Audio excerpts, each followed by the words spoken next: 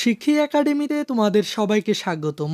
বন্ধুর সাথে ভ্রমণ পরিকল্পনা এই অধ্যায়টির সেশন 6 কাজটির সমাধান দেখব।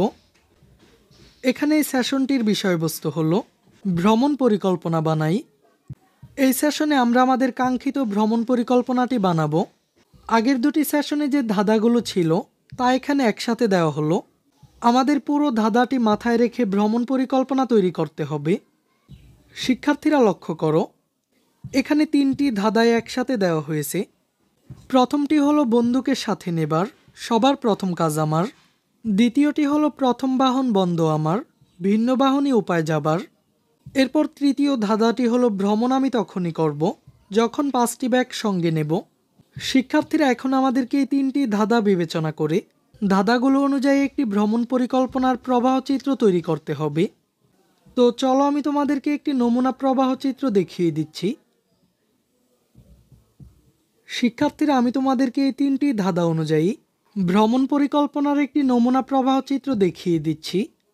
প্রথমেই শুরু, এরপর বাসা থেকে বের হওয়া, বের হয়ে রিকশায় ওঠা, পরের ধাপে বন্ধুর বাড়িতে উপস্থিত হওয়া, বন্ধু কি ভ্রমণে যাওয়ার জন্য প্রস্তুত? যদি হ্যাঁ হয় তাহলে বন্ধুকে সাথে নিয়ে প্রথমে বাহনের স্টেশনে যাওয়া, প্রথম বাহন কি বন্ধ? যদি প্রথম বাহন বন্ধ হয় তাহলে দ্বিতীয় বাহন বাসে উঠতে হবে, আর যদি না হয় তাহলে বাসে অথবা ট্রেনে ব্যাগ ওঠানো। আরও ব্যাগ আছে, যদি আরও ব্যাগ থাকে তাহলে সেগুলো বাসে অথবা ট্রেনে ওঠানো, আর যদি না থাকে তাহলে বাহন ছেড়ে দিবে। এরপর পরবর্তী ধাপে গন্তব্য স্টেশনে নামা। ধাঁধা অনুযায়ী ভ্রমণ পরিকল্পনাটি এখানেই শেষ। এই ভ্রমণ পরিকল্পনাটি করার মধ্য দিয়ে আমাদের এই শিখন অভিজ্ঞতাটি এখানে শেষ হলো। আমাদের পরিকল্পনাটি কতটা সার্থক তা আমরা আমাদের মা বাবা অথবা শিক্ষককে দেখাতে পারি। একটি আলাদা কাগজে আমার আর সহপাঠীর নাম লিখে ভ্রমণ পরিকল্পনার প্রবাহ চিত্রটি আবার এঁকে শিক্ষককে দিই।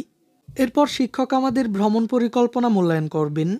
চাইলে ছুটির দিন বন্ধুকে নিয়ে ভ্রমণ পরিকল্পনা অনুযায়ী ঘুরে আসতে পারি, তবে সেক্ষেত্রে কিন্তু অবশ্যই আমাদের অভিভাবককে সাথে নিয়ে যেতে হবে।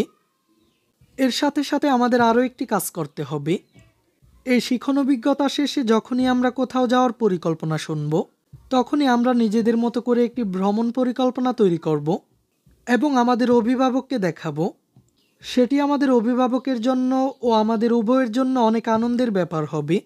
ভ্রমণটি করার পর আমরা পরীক্ষা করব আমরা যে সকল ধাপ লিখেছিলাম তা কি আদৌ ঠিক আছে কিনা, এবং আমাদের মতামত এক পাতায় লিখে নিব।